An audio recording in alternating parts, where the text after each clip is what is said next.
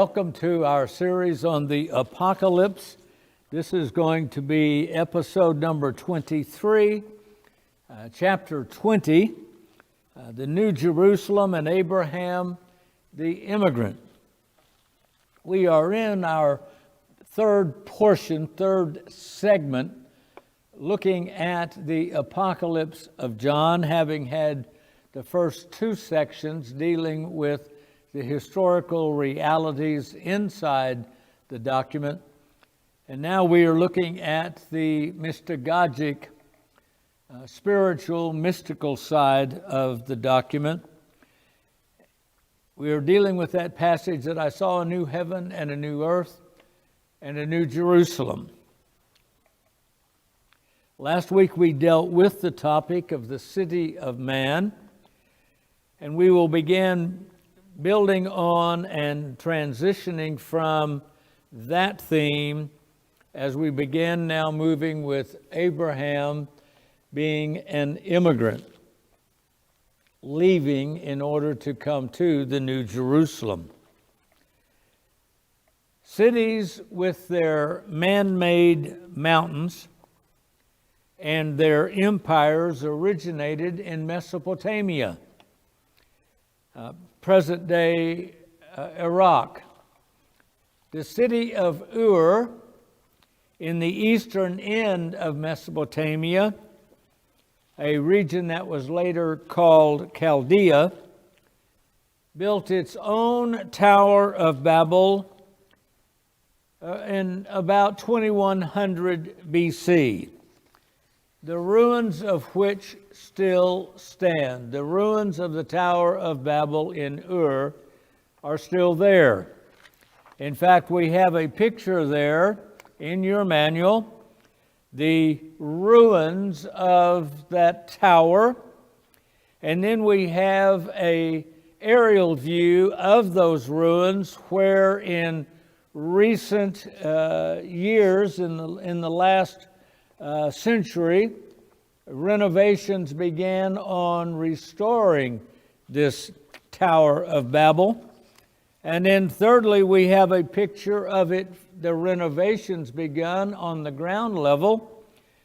And then finally, we have there a picture of American U.S. soldiers on the steps of the renovation of the Tower of Babel there in the city of Ur. The soldiers were there in 2010.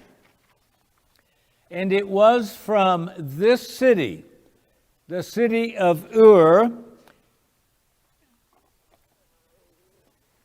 in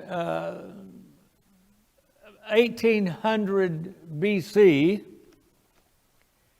that Abraham began his journey through the Fertile Crescent on his way to leave. You have there a picture of the Fertile Crescent. And what we have, of course, is if this would be Mesopotamia and you had Ur here, the Fertile Crescent that's not going to show up on anything it looks like. I should have turned it like this. And if this is the Mediterranean and this is Egypt, this is the region known as the Fertile Crescent. The city of Ur is here. Haran is here. This will be the promised land here. And so we are looking at the beginning of the journey here in the city of Ur. Abraham will have left Ur on the eastern end of the Fertile Crescent. He will traverse the length of the Fertile Crescent from the cities at the eastern end to the cities of Egypt, and then returning to the promised land of Palestine. It was first an immigration spelled with an E, which means a leaving from somewhere. In fact, originally there was only the word immigration with an E. It was not until the 19th century, with the beginning of the Industrial Revolution here in the United States, that a new term was invented, immigration with an I and an extra M, for those people who were not just leaving somewhere, but were coming somewhere. So many people were coming to the United States because of the economic opportunity. So an immigration with an E was a leaving from somewhere. It might be war, famine, a loss of water, or other reasons. Perhaps it could be financial ruin or escaping judicial punishment that have forced people to abandon where they live. They depart because circumstances have forced them to depart. Secondly, Abraham's journey will become an immigration with an I, a going towards something, a going somewhere. For example, like going to California during the gold rush, or coming for free land in the Oklahoma land run, or coming for a better job or whatever. The attraction, whatever it was, wherever it was, drew people to a place of opportunity and the promise of a better life. Let me just remind us as a word here in the beginning, theological insights and mystagogic understandings abound in the Scripture. They abound to those knowing that the printed words of Scripture are like garments clothing our body. The words are not the body, only garments on the body. If we are not careful, we mistake the garments for the person and believe we have the person when we only have his or her garments. In first century Judaism, there was a scholar and theologian, Philo of Alexandria in Egypt.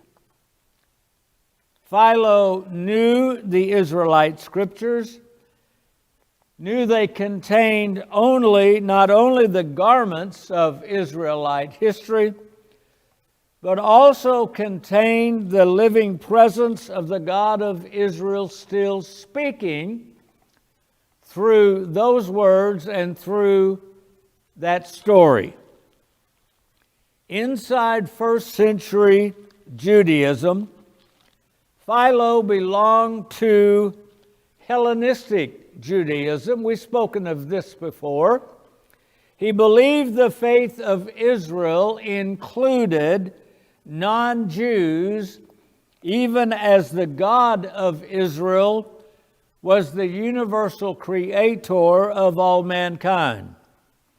He embraced the use of the Greek language. We're speaking of Philo, that was in use across the eastern end of the Roman Empire as a means of teaching the Jewish diaspora, those that were scattered across the empire, their own Hebrew Israelite faith in a language they could read and understand, since most outside of Palestine no longer could read ancient Hebrew. Philo also embraced the Septuagint, the Greek translation of the Israelite scriptures, and he wrote in Greek to engage in conversation with a non-Jewish, Greek-speaking culture. Philo believed the ancient Israelite scriptures not only contain spiritual revelation, but also philosophical truth. Philo thus engaged in a conversation with his larger world, with the philosophical, intellectual world on its own terms. He was interested in taking the Hebrew Scriptures and the truth that is embodied there, and to make it in the language of the rest of the empire, and to share that truth with a pagan world, that they might come to know the truth themselves. Philo, born maybe in 20 BC and dying perhaps in 50 AD, therefore lived at the time of Jesus, though there is no evidence to suggest he knew of Jesus or ever had any contact with Christian Jews.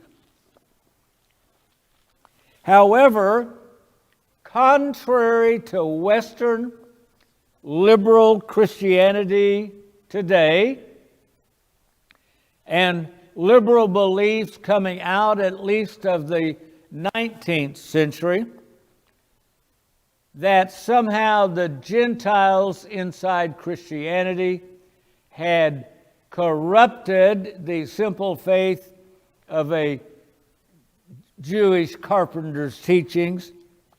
We have already discussed how our contemporary Jewish scholars have shown that the key beliefs of Christianity, such as the belief in the Trinity and a divine Messiah, existed inside first century Judaism itself, as did the idea of a Gentile mission and the inclusion of Gentiles inside the Jewish eschaton,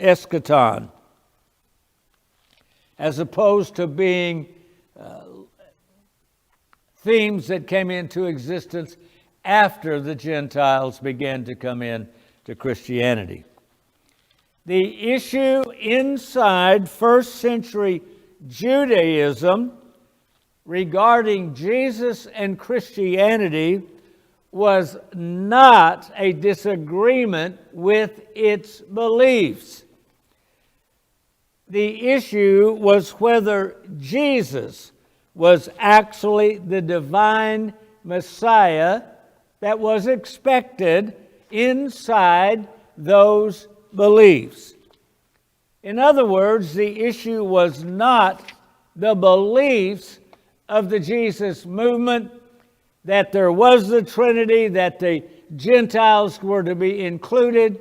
It was not the beliefs, but whether or not Jesus himself was the Messiah expected inside those beliefs inside Judaism. Philo of Alexandria was a first century Jewish theologian and philosopher. Again, there is no evidence he ever had any contact with any Christians, Jews, or Gentile. Christians, whether Jewish or Gentile. However, Philo's comments on Israelite scriptures give us an important understanding of Israelite insight into their own scriptures at the time the church was born. An insight in those scriptures shared by first century Jews and Christian Jews. For example, Philo's writings make use of the term logos that the Apostle John also used in his gospel. The rabbis, after the fall of Jerusalem in 70 AD, abandoned Philo, his writings, as well as the Septuagint itself, in their rejection of the Gentile inclusion in the Jewish eschaton, as they then retreated into a Hebrew rabbinic Judaism. Philo's writings were abandoned by the rabbis, and they have survived because of their value to Jewish Christians. We shall therefore find Philo's comments on Abraham very helpful to us. We will make use of Philo in the several chapters coming, especially after a little groundwork today. Genesis 11:31 begins the migration, the immigration with an E, the leaving of Abraham. And Terah took his son Abram and his grandson Lot, the son of Haran, and his daughter-in-law Sarai, his son Abram's wife, and they went out with them from Ur of the Chaldeans to go to the land of Canaan. This would have been the land where the Canaanites lived here, that they were to go to there, and they came to Haran and stopped there and lived there.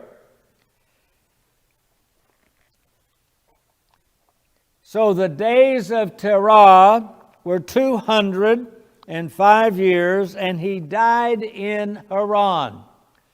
So we have the journey by Abraham with his family, a leaving from Ur, and a leaving to make it to Haran. And so this first leg is where we are going to consider leaving, the necessity of a leaving in order to then a going towards the goal to which one is going. Abraham is introduced in this 11th chapter of Genesis in the genealogies of the descendants of Noah. We are told that Abraham, along with his family, left Ur in the eastern end, the Chaldean end of Mesopotamia, and traveled west to Haran, and at the curve at the top of the Fertile Crescent. Haran was located at what is today the southern border of Turkey against Syria. Turkey extends out into the Mediterranean, so it would be almost to the Mediterranean, but on that border that goes there, due east of the Mediterranean. Adam, of course, in the Old Testament, represents the first man, the founding father of the human race. Noah would be the father of the renewal of humanity. And both Adam and Noah are biological fathers. The third father is Abraham, the father of faith, the father of those who believe. The story of Abraham begins with leaving. There is no hesitancy on his part in leaving. He does not second guess himself. He does not turn back with longing, as his nephew Lot's wife will do later in the story. But he eagerly departs with his family. He hastened eagerly to obey, not as though he were leaving home for a strange land, but rather as a returning from amid strangers to his home, Philo would say. He didn't leave sadly. It was more like he was living in a foreign land and was headed home to a home he had never been. He did not depart like the prodigal to a home that he knew. Abraham left a city, Ur. He left a world where he knew he did not belong, for a home he had never seen. He left because he did not belong where he was. God's world includes the physical. Paradise was mystagogic. It contained both the physical world and the non-physical in the same location. From the beginning, man worked desperately after the fall. Once man rejected the presence, the mystical presence in his physical world, man worked desperately to create his own ordered singular world, independent of everything God desired, created his own version of orderliness. Adam's children and Noah's children and their children's children took this same physical world and created their own version of it, their own cosmos, a world without God. Man built his city from which God was absent. We've dealt with this last week. The city was always a secular city, a godless city, even when it was filled with temples or with a cathedral at its center. You see, the city is an invisible idea, an invisible vision of a world without God that becomes the visible world in which we live, the earthly city. The city is mankind's alternative to a world with God. The city is mankind's world without God. No, thank you. We'd rather do it ourselves. The godlessness is invisibly present in God's absence. It is the absence of God that defines the identity, the identification of the city as city and not paradise. It is not the visible deeds of immoral godlessness that makes the city godless. It is the absence of God that makes the city godless, and which then permits or welcomes the immoral acts of godlessness. We must learn to see the invisible, which is invisibly present. God never left, but when we ate of the fruit, our eyesight lost the ability to see and to be aware of the presence. Let me mention again, as I have in other seminars, the 9-dot problem. Metaphors are helpful to illustrate the invisible. The 9-dot problem asks us to connect 9 dots arranged in 3 rows, 1, 2, 3, 1, 2, 3, 1, 2, 3.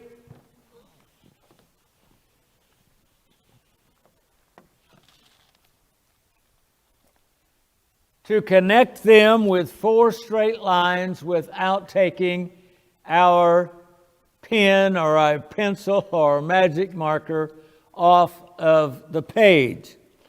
You have there in your manual a picture of the 9 dots.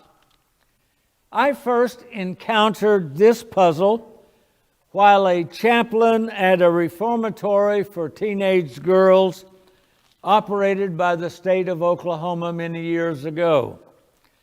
Psychologist Don Dyer introduced me to, at that time, a recent publication, Change, Principles of Problem Formation and Problem Resolution.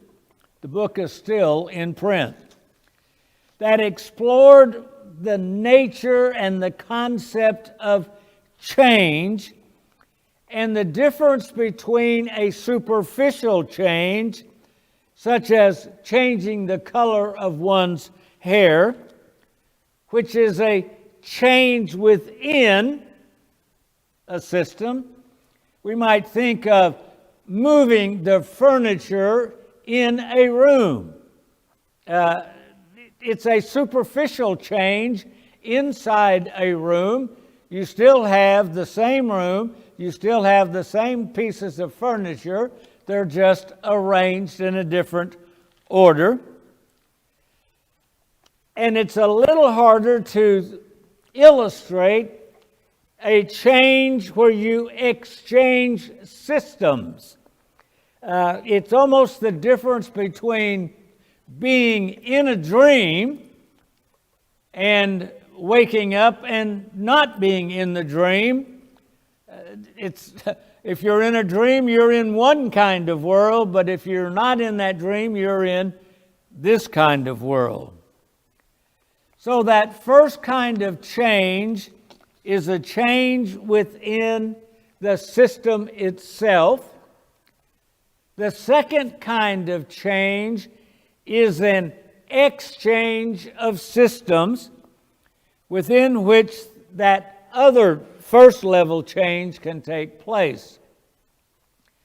And the 9-dot puzzle illustrates both kinds of change for us. And I've given you in your manual 3 possibilities, and you could just try to connect your dots real quick with 4 straight lines.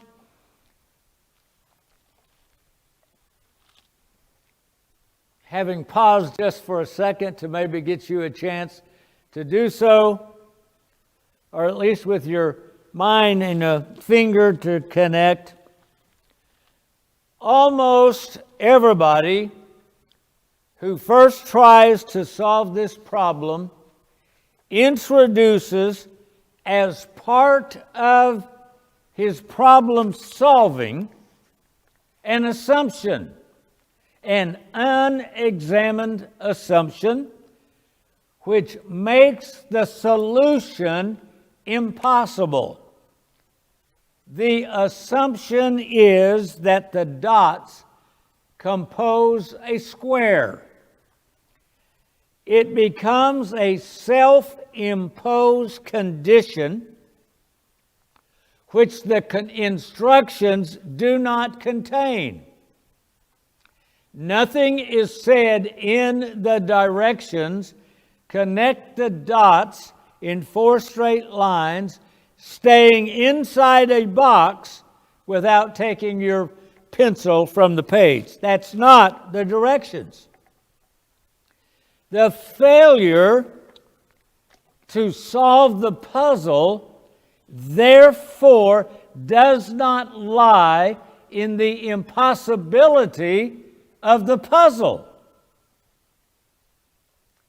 The failure lies in the attempted solution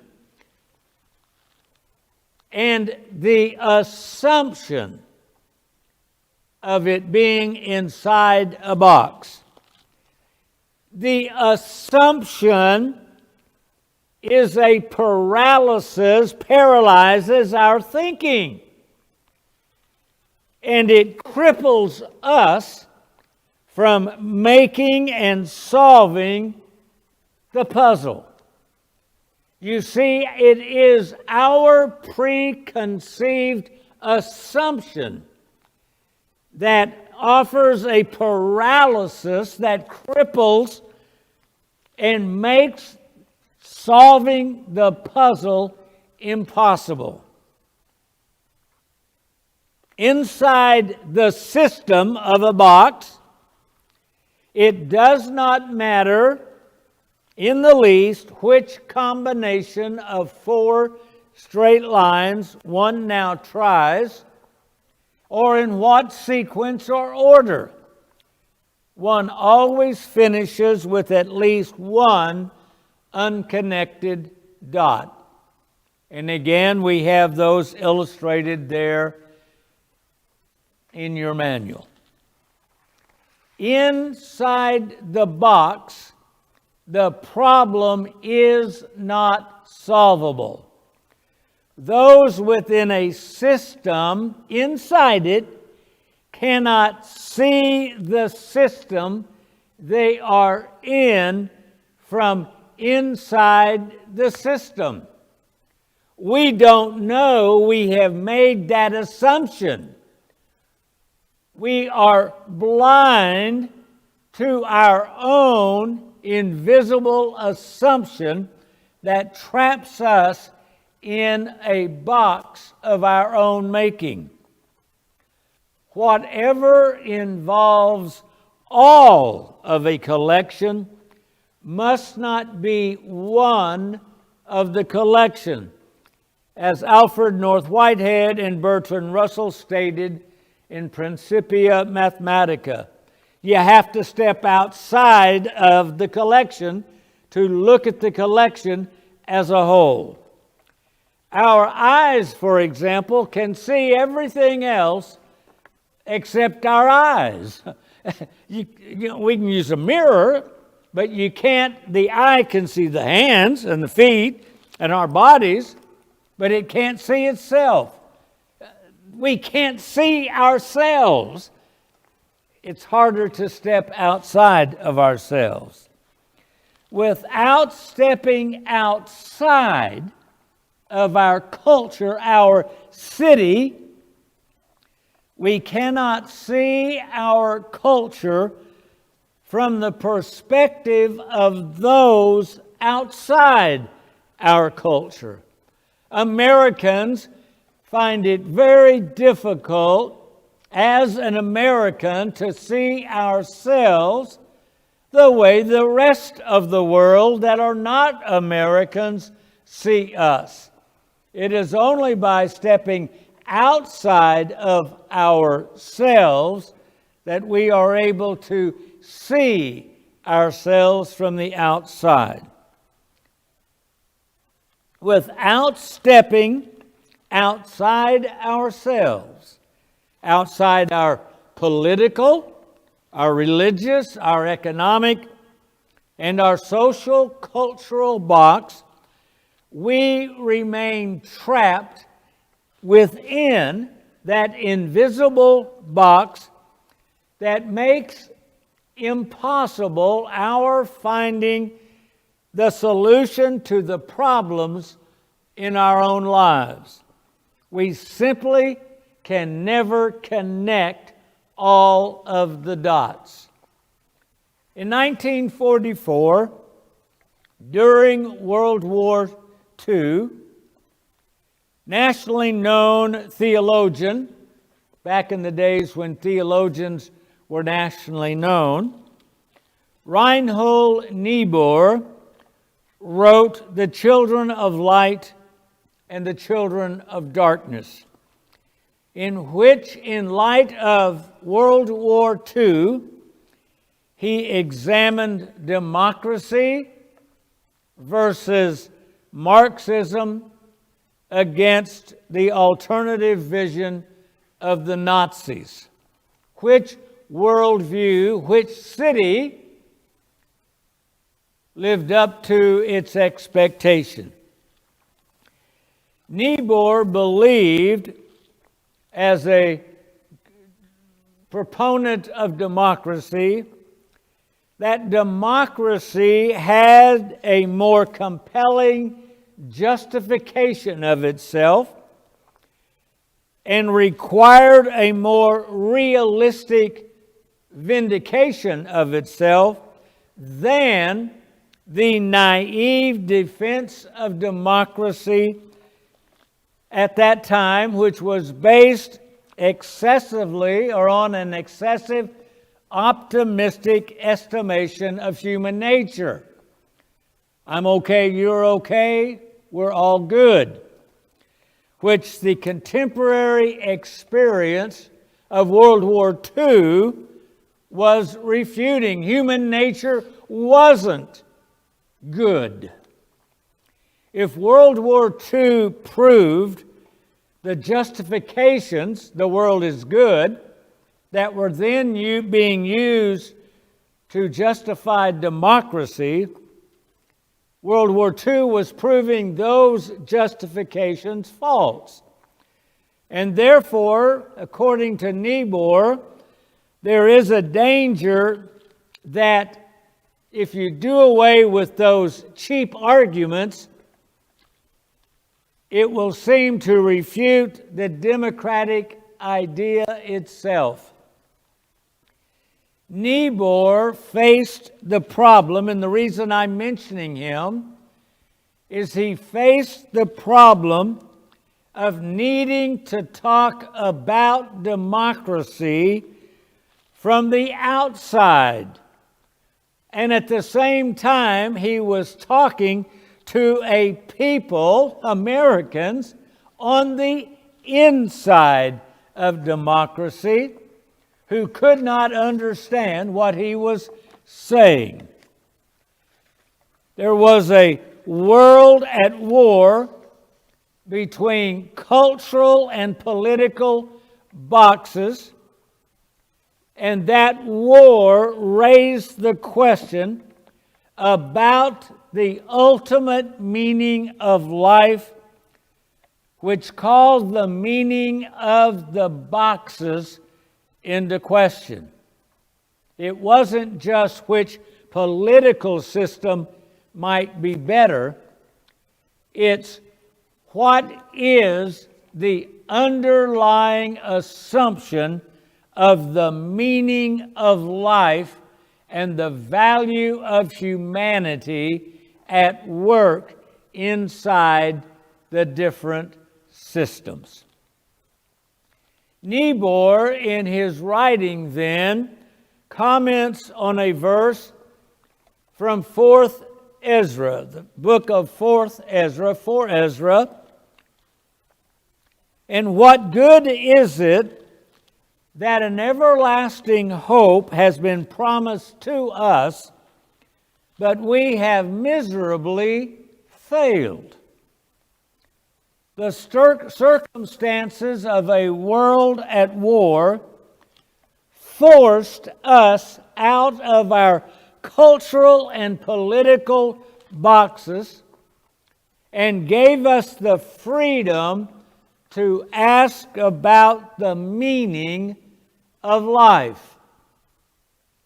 Nobody wants to talk about the ultimate meaning of life today in our culture, and yet the pandemic keeps pushing us to have to step outside of our current cultural American box. For those of us in the United States, I realize we have many people that are watching these that aren't part of this. I'm only using America as an example.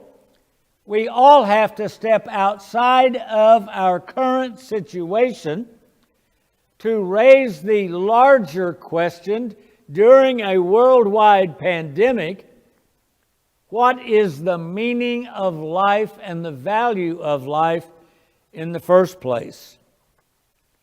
He goes on to say, the individual may ask with 4th Ezra, how does it profit that here is foretold an imperishable hope, whereas we are brought so miserably to futility in achieving it? That is to say, we will recognize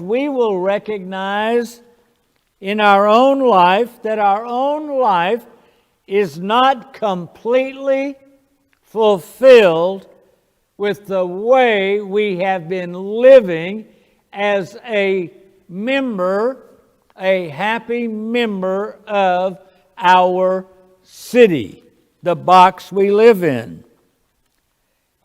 And the promises of life,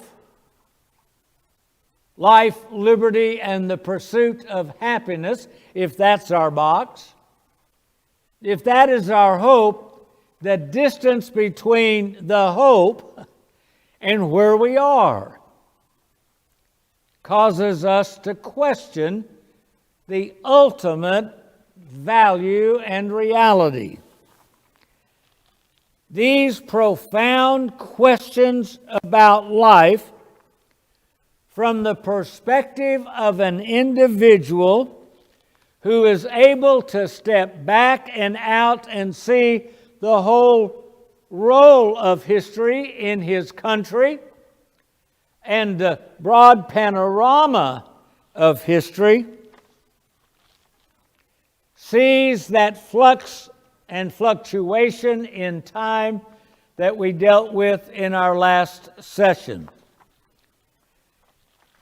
A fluctuation in time, the lack of permanence of the values of one era that is succeeded by a different era that cancels out the values of the previous era. The changing eras imply a panorama of eternity, not just the perspective of the moment. And it is in that way, in stepping backwards, that a consciousness that transcends the moment, transcends time and the circumstances, the flux of time, lets us see how the particular box, the city that we're living in, came into existence, and how it may be passing away as someone else changes the dots. For example, we may have the dots connected like this, and this is an empty dot, and that is an empty dot, and so this is the culture we're born into, and of course we're just used to having missing dots left out. But somebody else comes along and says, wow, let's just connect these dots and forget about those. Who needs the corners? This is our world now. And so you're looking at a change in which box we're living in, but we haven't changed the reality. We're still trapped in a box.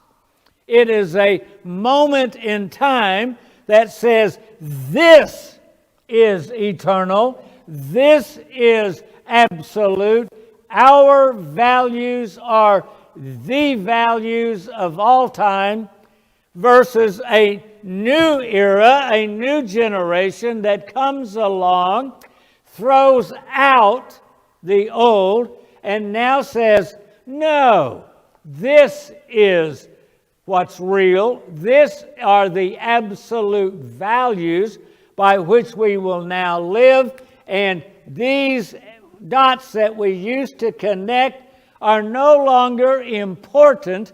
And not only are they no longer important, they were invalid in the first place. Everything you thought was true here is not true now. Welcome to the transience of life, and if we can step outside the box, we can begin to see a consciousness enter into being aware of eternity and living in a value system larger than our particular political, social, economic system. Wars are fought between boxes. A war is fought between democracy and communism. If we pick those two, we could pick the Nazis as another one. Whatever label you want to put on them. My dad can beat up your dad. My political party is better than your political party. Economic, political, religious, social, and ethnic wars are fought between boxes, none of which connect all the dots. None of which connect all the dots. Every human connection of the dots is momentary, it is partial, and never absolute. It is only by transcending our own box that ultimate answers to ultimate questions are found. It is only by stepping out of our own box that we see not only our box, but everyone else's box as well. Living outside of a box changes how we see the world, how we see others in the world, and changes how we now live our lives. And you've got a picture there of stepping outside the box. You see, if we do it this way, and we've got our dots, and we no longer assume a box. We can step outside of the box. I went a little too far outside. We step outside the box. We stay outside the box. We come to here and back up through here, and we have no box. And if I had started with this dot, I could come here, and we don't even have anything enclosed, and we have connected all. We are living differently here, outside of a box, in a different world of freedom and free will that we do not have inside a box that dictates which dots we have to live with being connected. The city is our box. And by city, I don't mean this city or that visible city. By city is meant our particular cultural identity, our cultural box, filled with unexamined presuppositions that govern our choices and prescribe the choices we make, dictate the options. The choice between Paris or Rome, London or New York are choices between different boxes, but they're still boxes. Each box promises its own solution, its way to have fun and value and peace on earth, goodwill toward mankind, by its way of connecting the dots, the way they do it in Paris or the way they do it in Berlin. The pattern of life we give you in Los Angeles, when we connect our dots according to our way of connecting them, will give meaning and value, happiness and fulfillment to all who live within our glorious city. Just erase the name and plug it in and you get the meaning.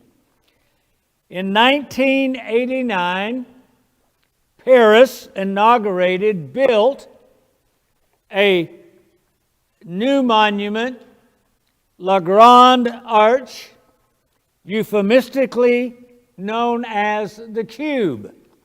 It's a huge structure. It sits 2.5 miles from the Arc de Triomphe, itself a huge structure, created, as it were, to be bookends in the city of Paris. You have, with the Arc of Triumph, they bookend the symbol of military victory. And you have with La Grande Arche, the Cube, as a monument to humanity and to humanitarian ideals rather than and as opposed to military victory. It is, in fact, this cube, the ultimate identification of all man-made cities. It becomes the metaphor for every city of mankind in which man becomes his own Deus, his own God, and God is absent in the cities of man because he is invisibly absent because we do not see him in our lives. This new monument is a giant cube that is totally hollow in its center. There is no middle dot, as it were. There is no dot to remind us that something or someone is missing. The cube, the box, is hollow and empty, just like mankind without God. We have there in your manual, you have then the illustration, the photograph of La Grande Arche, the cube in Paris, a tremendous metaphor for the pride of mankind and the emptiness of mankind and ultimate value and ultimate meaning without God. Well, let us speak of the box of Western culture. You're going, why? It's because we're leaving something. Abraham left something. We need to know that a leaving is required if we are to go to the New Jerusalem. Western culture itself is a gigantic city. It is a manner of living, of connecting the dots, 25 centuries in the making, 2,500 years in the making, and geographically now covering much of the globe. I'm going to stop here. We're going to take a brief break now, and we will come back with the box of Western culture when we return. We'll be right back. Thanks.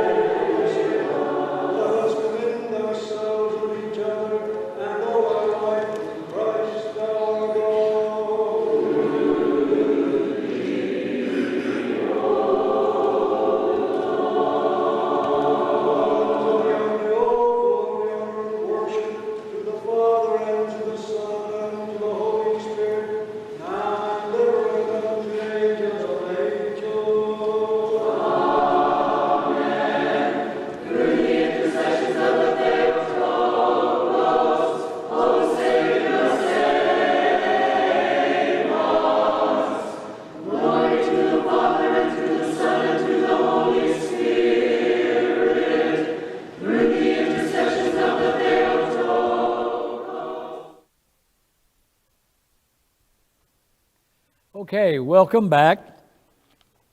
We're dealing with the box of Western culture, a culture and a box that's been 25 centuries in the making. Many times already over our journey through the apocalypse, we have encountered Plato and Aristotle.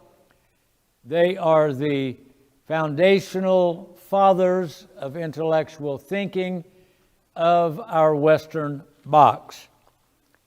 The intellectual foundation of Western thinking, the Western understanding of knowledge, that is the epistemological box within which Western intellectual thought occurs and takes place, began at least with Plato and Aristotle, if not earlier with the pre-Socratics. The ancient Greeks lived inside their Grecian urn, their intellectual box. For them, there was no creation. What is has always been. There was no categorical change from nothing to something. There was only the change within what already is. There was, for example, the change from potentiality to actuality. I cover this in greater detail in our study, Paradise Has Two Trees, and I will not repeat myself now. You see, Aristotle ruled out the conceivability of change, the kind of change of stepping outside of what is. He would have ruled out this and said only this, and changes inside the box of which way you connect the dots is possibility. There is the change, for example, of potential to actual inside because the stuff already exists. He said there cannot be motion of motion or becoming of becoming, or in general, change of change. You can have change within a system, but you can't change systems. There's only one system, the box, for the world.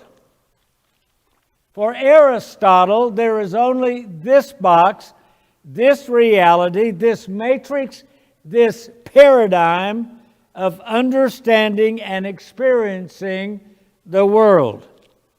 For Aristotle, reality and his intellectual perception of it were identical.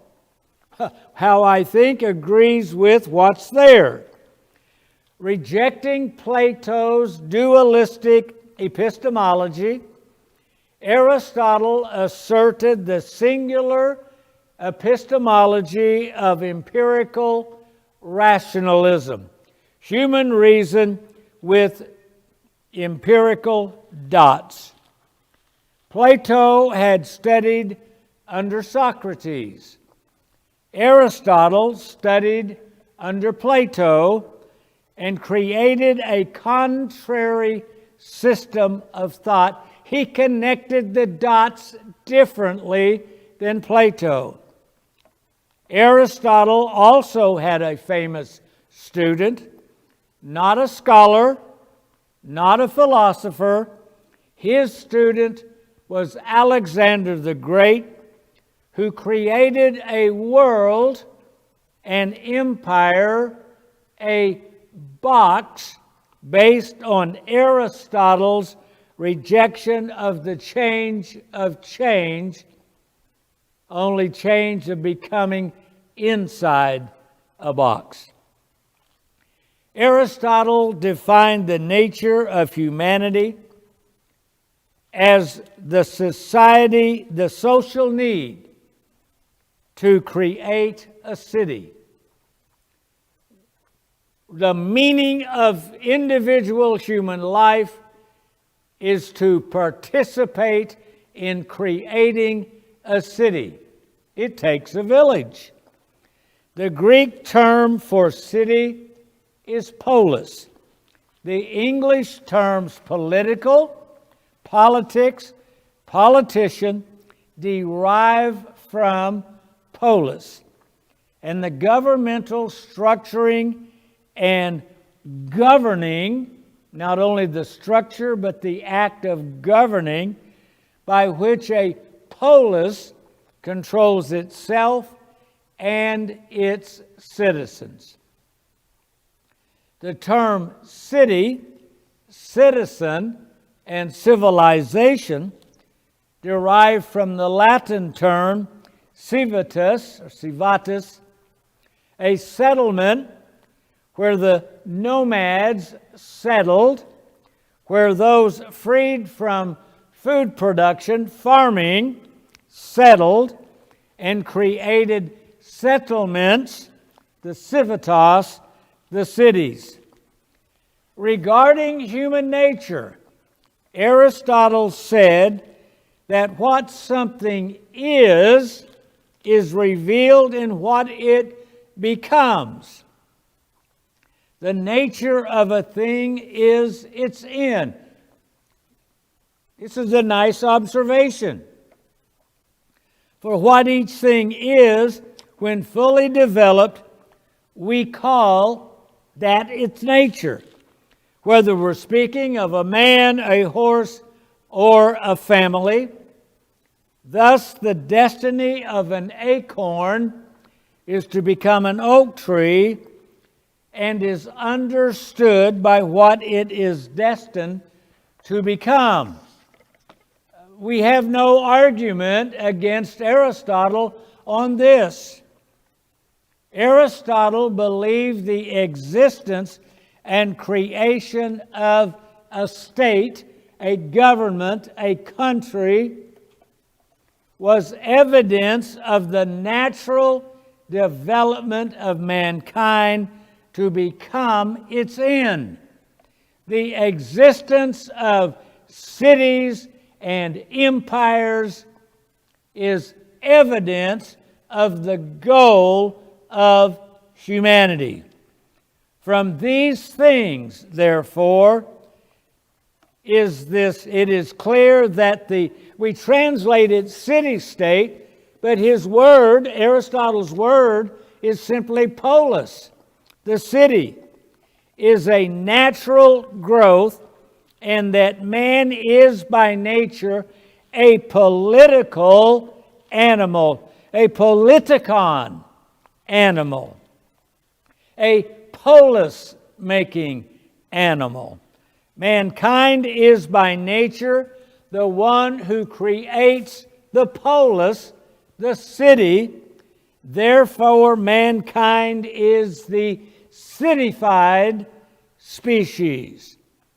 For Aristotle, the city is the goal and the end for which humanity strives and achieves. And as the end, the goal, the purpose, thus also the polis is prior in nature to the household and to each of us individually. The polis is our goal and dictates who we are to become and defines us, the acorn, by the tree we are to be. For the whole must necessarily be prior to the part. It is the polis, the city, that domesticates individuals and cityfies them. For the Greeks, those not yet cityfied were deemed barbarians, inferior, and in need of being politicized, cityfied. According to Aristotle, only by achieving and living in the city, the polis, does one reach and achieve his true and actual identity and reason for living. Without the city, individuals are incomplete. Law and justice only exist in the city, according to Aristotle. And without the city, and thus separated from law and justice, without the city we are devoid of virtue, and mankind is the most unholy and savage of animals, and the worst in regard to sexual indulgence and gluttony. Justice, on the other hand, I'm quoting Aristotle, is an element of the polis for judicial legal procedure, which means the decision of what is just, righteous, is the regulation of the political partnership, the politikis koinonies, that political partnership, the communal cityfication that unites us in common agreement of our city. This is Aristotle's city. There is nothing outside the box. There is only the box, the city. There is no change to being outside the box. There is only change within the box. The only thing outside the box would be the barbarians that have not yet achieved their movement from being an acorn to being cityfied. There is only change within the box, the transformation from barbarian to being cityfied member of the whole, a functioning cog within the box, an organic member serving the good of the whole, the city. The change would be, which box do we want the Greeks making it a Greek box, or do we want the Persians making it a Persian box? Alexander the Great set out to change within his empirical world. He connected the dots according to the pattern of the Greek polis, the Greek city, the Greek box, the Greek rational way of ordering one's life, one city and one's culture, now became the way of Alexander's empire, which became the way of the Roman Empire, became the way of Augustine's Catholic Empire, became the way of the British Anglican Empire, and the way of the American Protestant Empire, each in turn ordering the lives and the people of their culture to behave and think a particular way. Following Aristotle's example, Alexander the Great Hellenized the world, cityfied them into being Greek citizens of the world. The Western world's box is a Greek city. Man is a cityfied animal, living, as it were, in a zoo. And the West is westernizing the world. You could argue that the conflicts of the world going on are conflicts against boxes, between boxes, conflicts of culture, and different ways of ordering existence according to differing cultures. We have a Western invisible presupposition. After the Fourth Crusades, rape of Constantinople in 1204, it brought the knowledge of Aristotle to the West. Augustine's City of God, already heavenly Platonic, making use of Plato, began to yield to Aristotelian epistemology brought in by Thomistic thinking of Thomas Aquinas. Slowly, the city of the West embraced a changeless, rationalistic reality, and its scholastic epistemology, with Platonic experiential knowledge no longer an option, reality became rational, and rational reality became containable in books, where there was no longer a need to experience nature directly, no need to experience life directly. The human brain could think it, write it. All we had to do was read it in a book, and we could know it. That's all it took. For example, during the 1200s, the 13th century, the University of Paris attempted to answer the question of whether oil left outside in cold weather would congeal. They sought to answer that question by searching the writings of Aristotle rather than by looking at what real oil would really do under those circumstances. Human knowledge under rationalism was reduced to only empirical knowledge, which could be recorded in books and learned by others reading books. An example of that happens to be me. I know those of you that have studied Latin and Greek and other languages spot immediately when I'm using one of those terms from those particular languages, and I mispronounce them because I have not learned them from speaking them in a linguistic setting. I've only learned them by reading that word and that term in a book.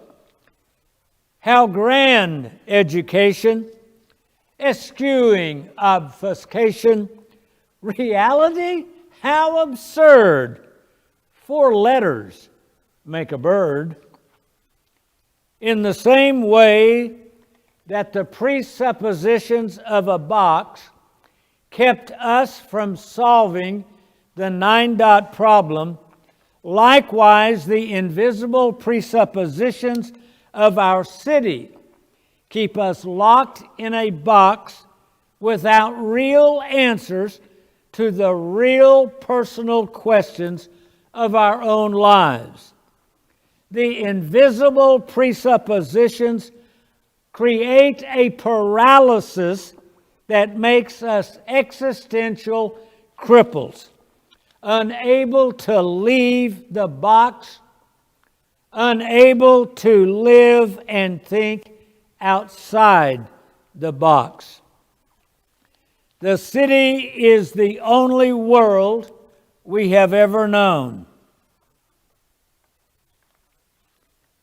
There's a nagging within us It seems there's something missing in the cube. There's something that ought to be there, at least even if we don't connect it.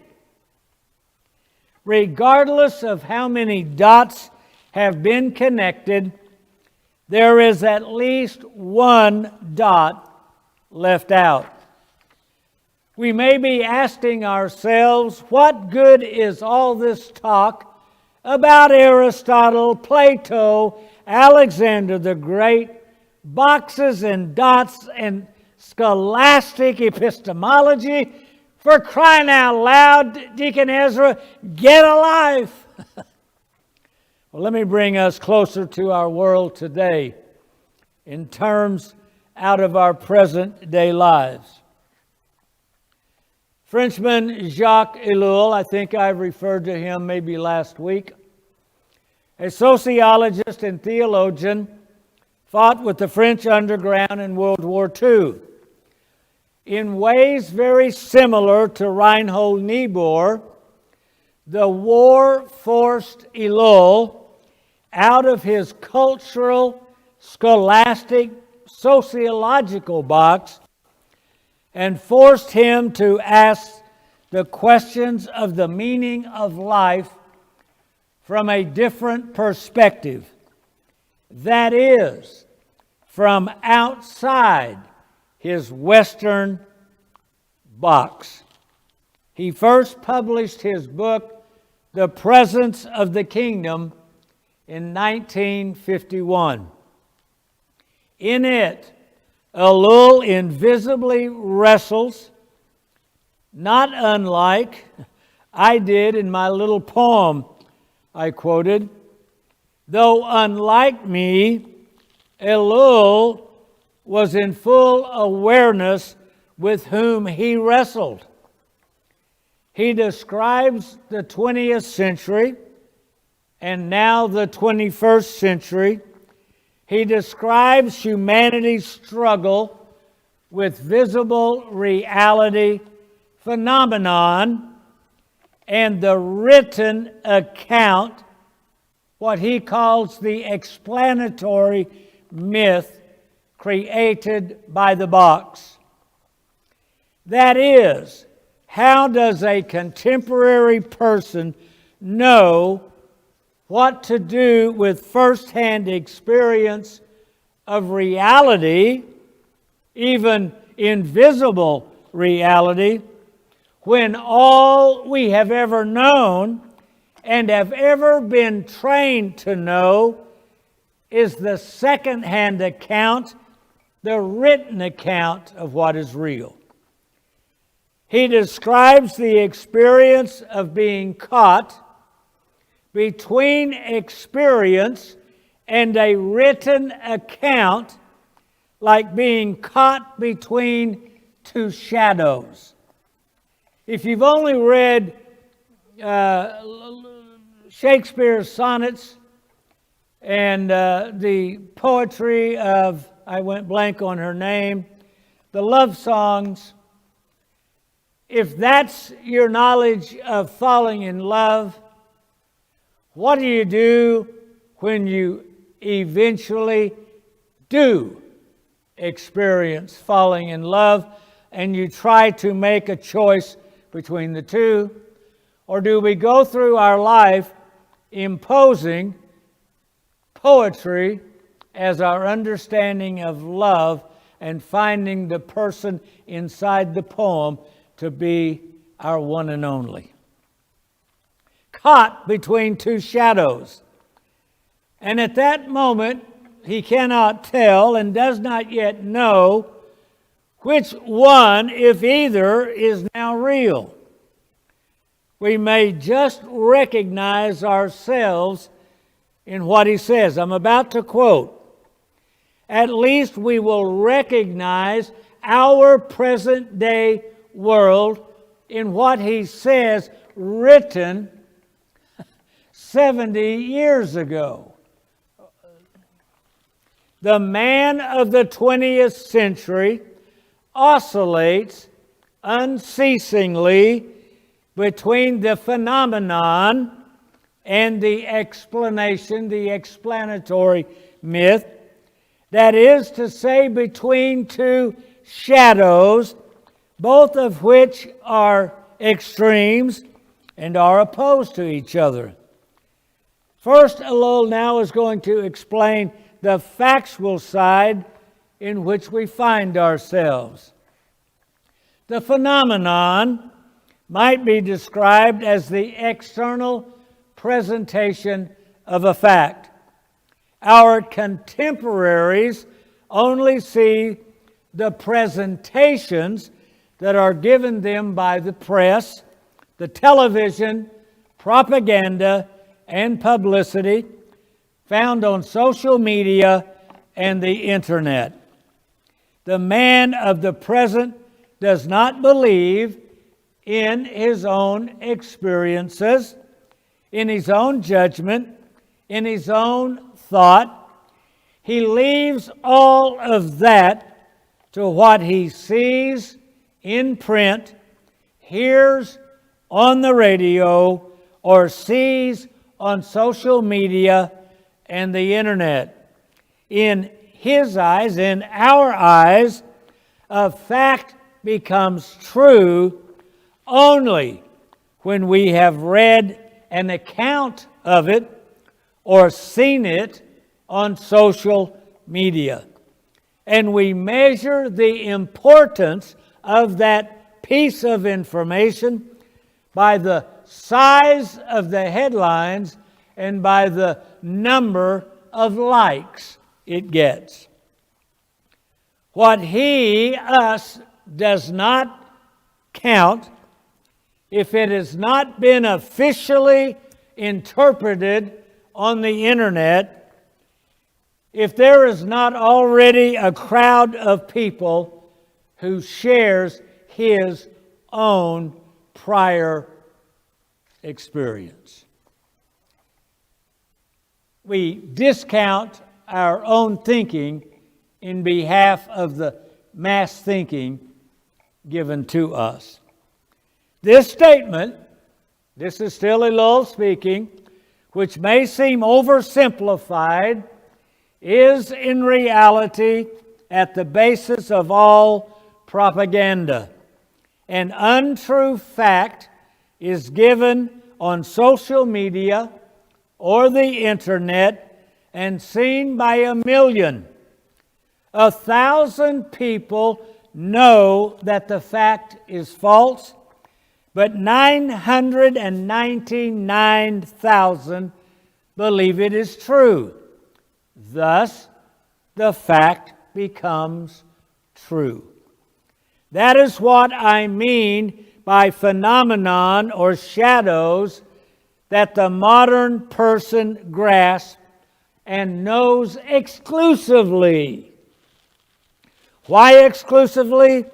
Because every day we have a number,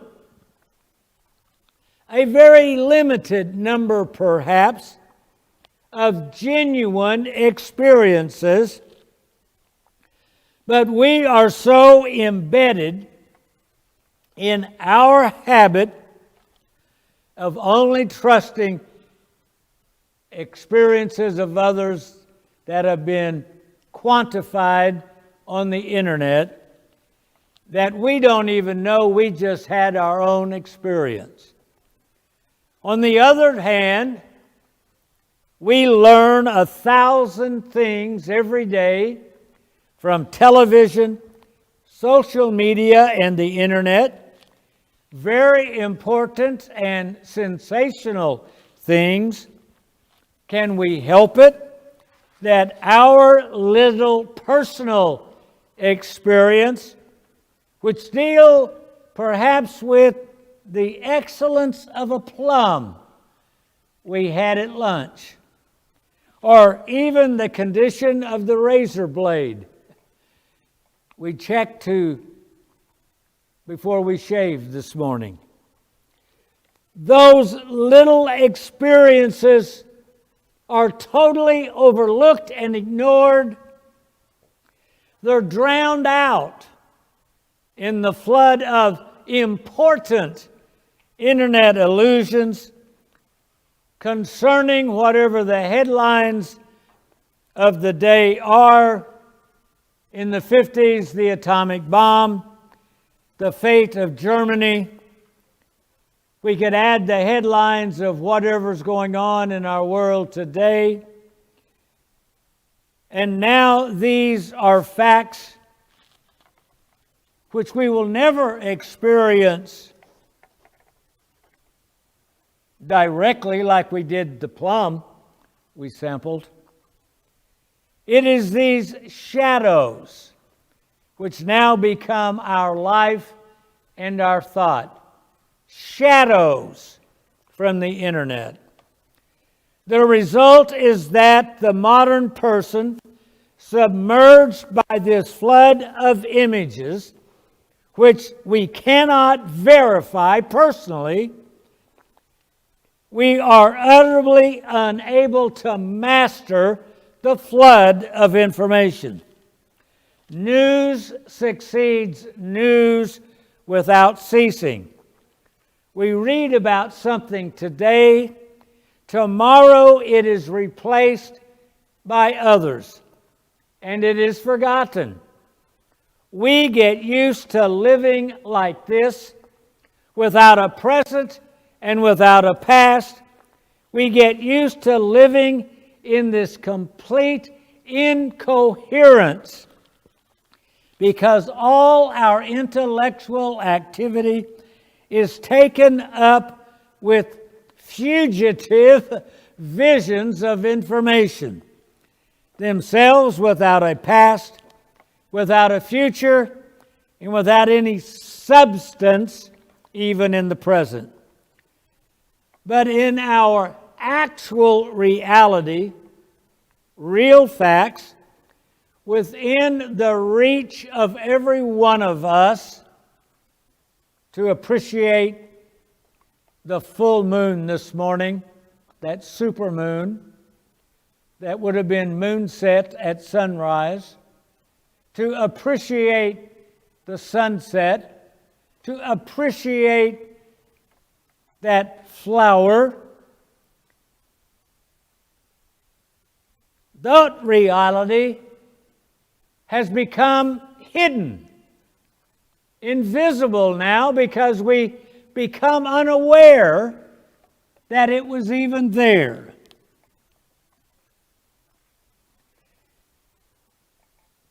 These experiences, the moon this morning, they have no outward reality because they have not been on 1,000,000 times on the internet describing the sweetness of that plum. So, of course, the daily facts of our own lives, the real facts of our living, do not exist, we think.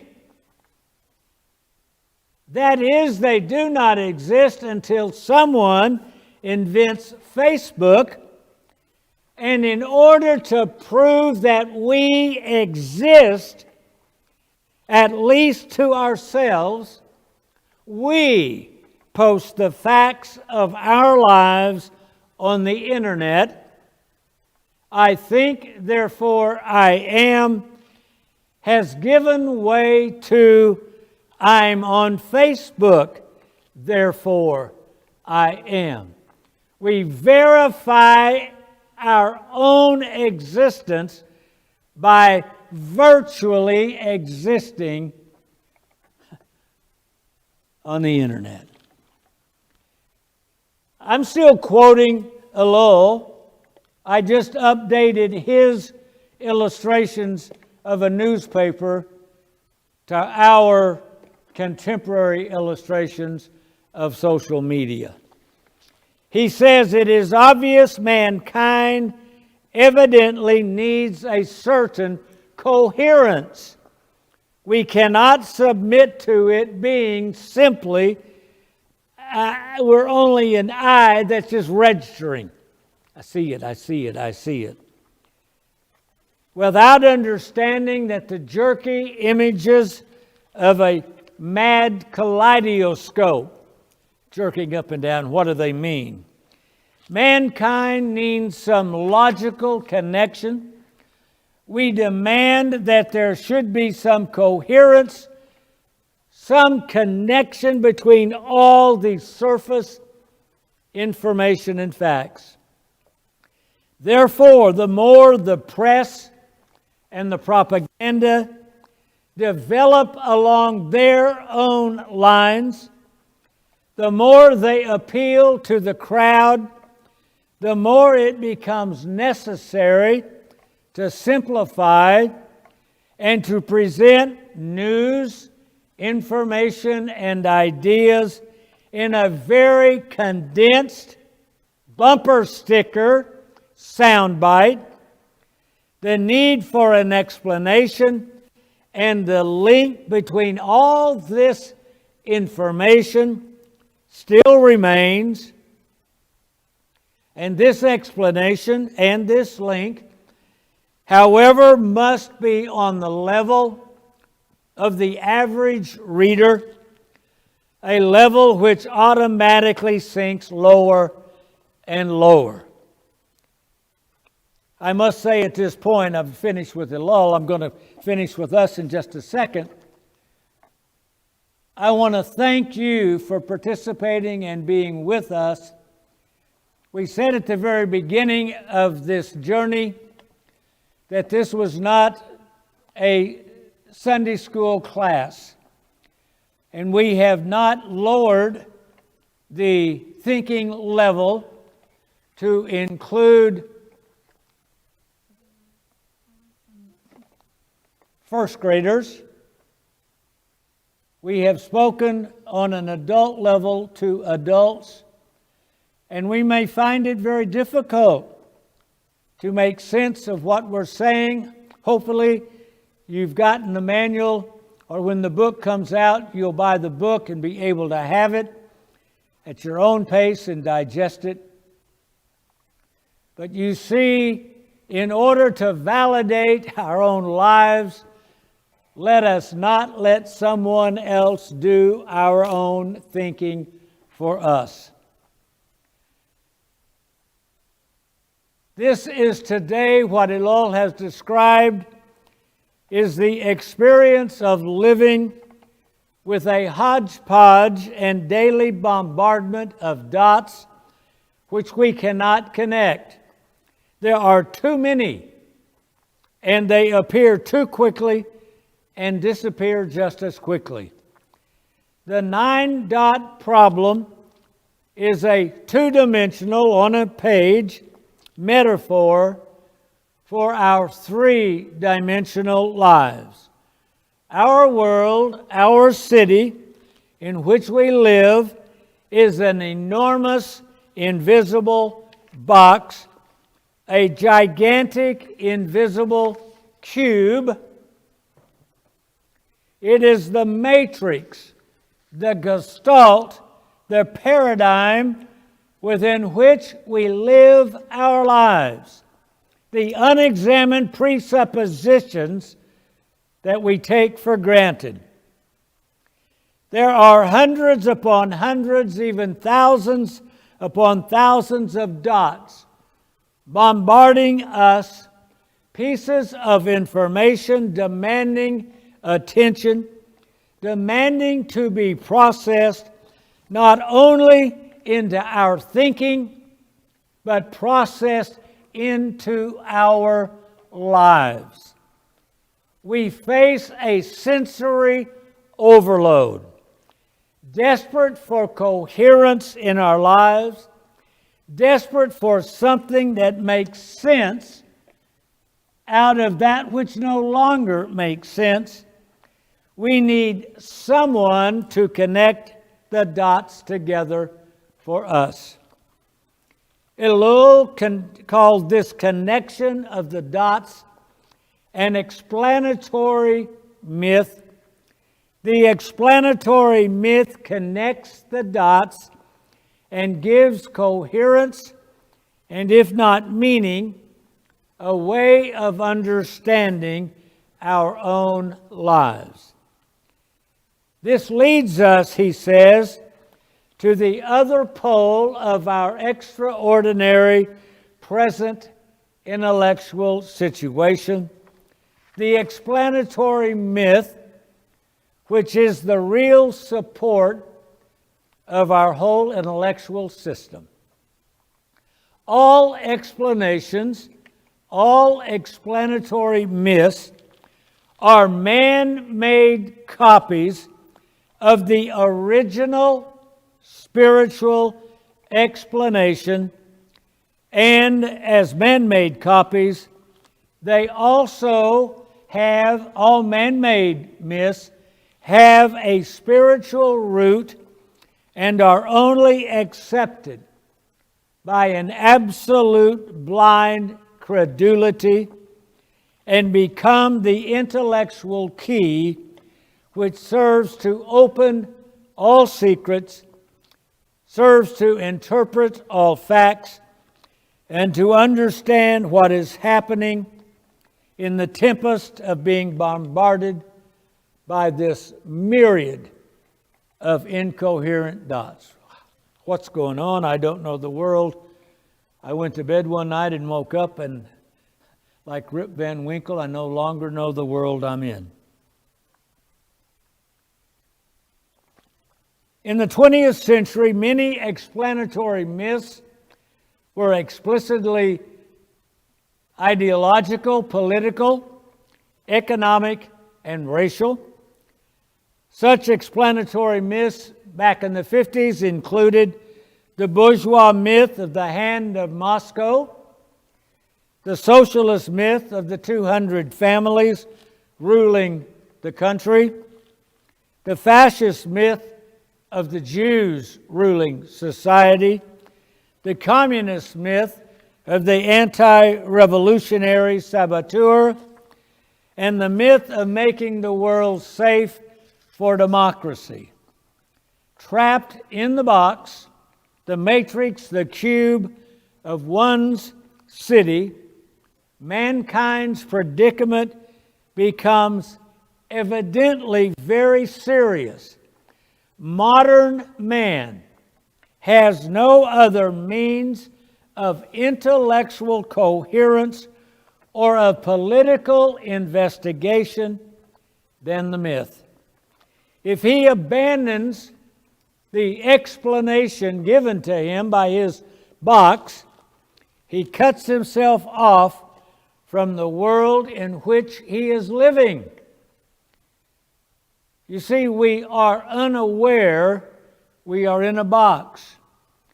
We are unaware we are in Aristotle's box, from which there is no escape and therefore no alternative. We live our lives empty and without experiential meaning, trapped inside Aristotle's empirical box. Thus, our 21st century myth, our box, our city, is not only the means of understanding and the coherence, it is also the only element which seems fixed amid all the streams of facts. It is this somehow absolute empiricism that helps us to avoid thinking for ourselves, avoid the fatigue of thinking for ourselves. The city now thinks for us. It does our thinking for us. Modern man has a good conscience because he has an answer for everything, an explanation for whatever happens to him and whatever he does. All depends on the explanation which is provided for him by the empirical myth. But this process lands him in the most complete unreality. We live in a perpetual dream. It's a realist dream,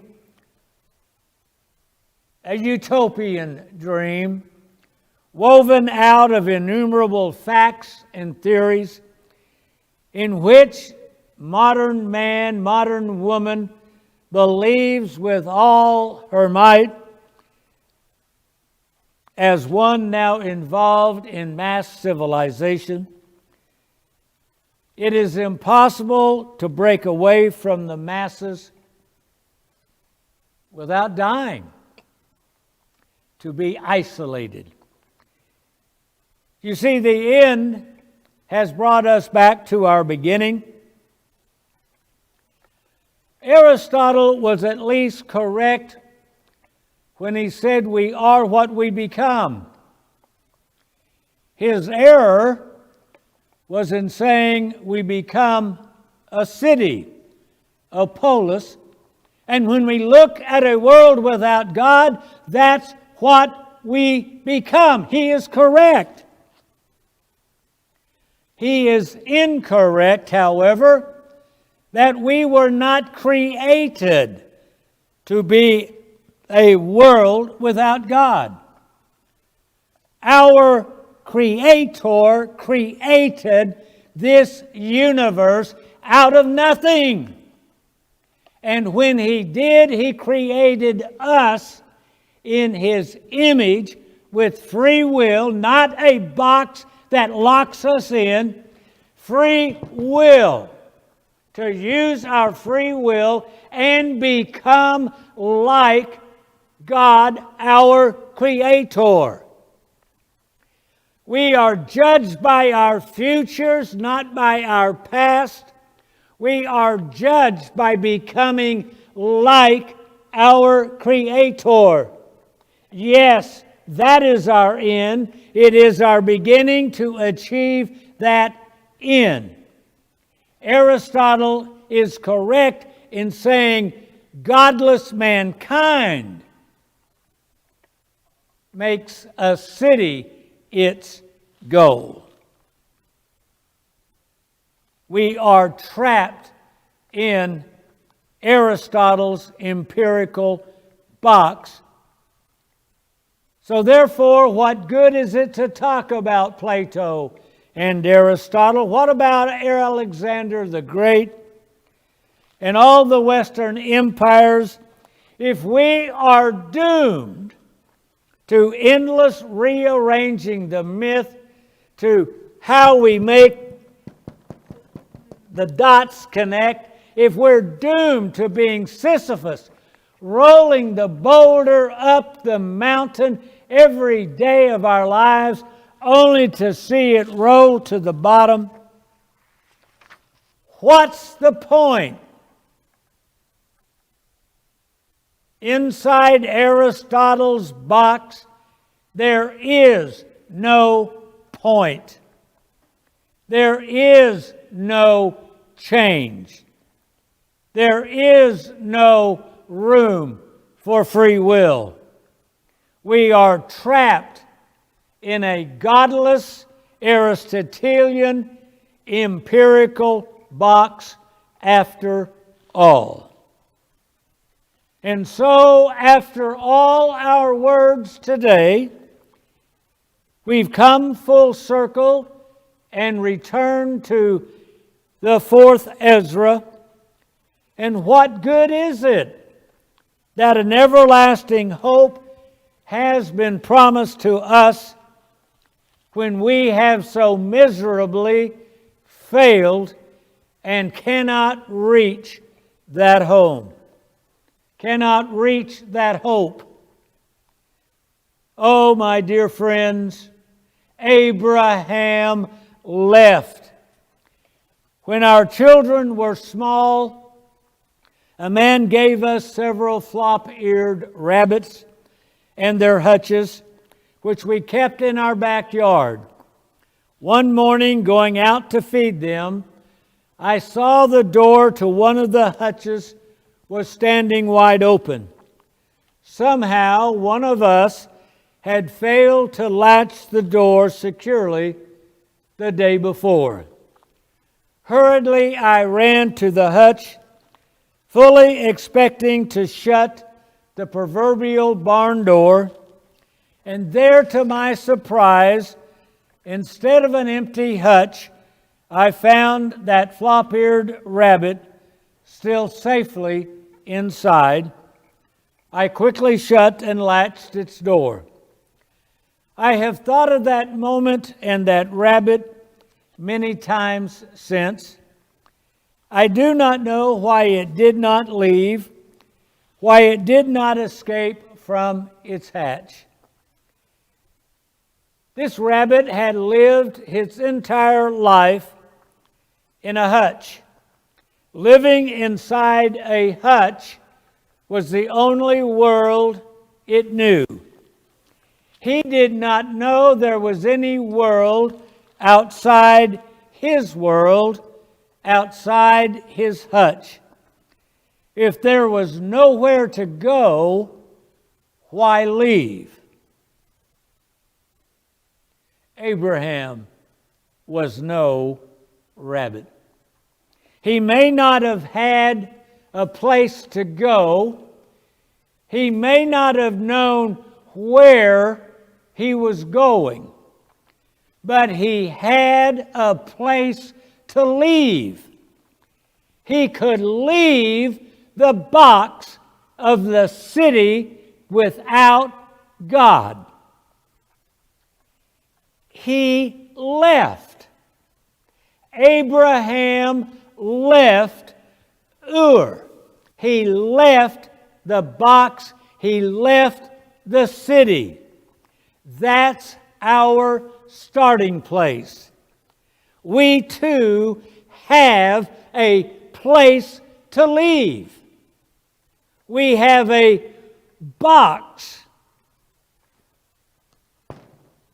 to get out of, a place to leave. There is a place outside the box. Haran is outside the box. Abraham left. He departed. Let us, in our desire to find the New Jerusalem, let us, with Abraham, leave Ur. Well, God bless you for being part of this journey with us. Next week, we will be on the journey with Abraham, as we now are no longer leaving, but are going toward. By God's grace, we'll see everyone again next week, and we'll continue our journey with Abraham together. Thank you, and God bless you for being with us. Amen.